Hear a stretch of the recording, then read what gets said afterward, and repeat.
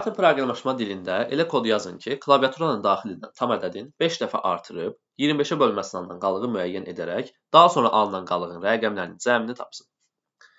Biz burada əvvəlcə n ədədi daxil edirik. Bunun üçün int inputdan istifadə edirik və burada input bizdə daxil edilməsi üçün, int isə onun tam ədədə çevrilməsi üçün istifadə edilir.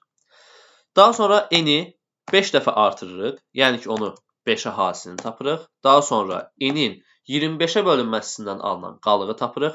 Bunun üçün isə faiz işarəsindən istifadə edirik ki, faiz bizə nəyi tapır? Bölünmədən alınan qalığı tapır.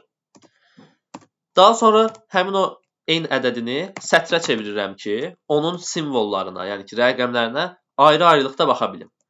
Məsələn, onu mətnə çevirdikdə fərz 55 ədədini, misal üçün, nə edir? Bu formada ayrı-ayrı simvollar kimi baxmağa kömək edir. Daha sonra for i in t dövründən istifadə edirəm. Bu zaman həmin o simvollara ayrı-ayrı baxıram və i dəyişənin üzrə baxıram. Burada onların cəmini tapmaq üçün əvvəlcədən təyin edəcəyim s bərabər 0 dəyişənin üzərinə həmin ədədləri gəlirəm. Məsələn, s-in üzərinə gəlirəm int i ədədini.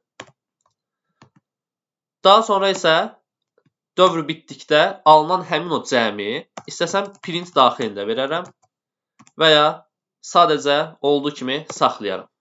Çünki bizə sadəcə cəmi tapın deyir, çap etməmizi tələb etmir.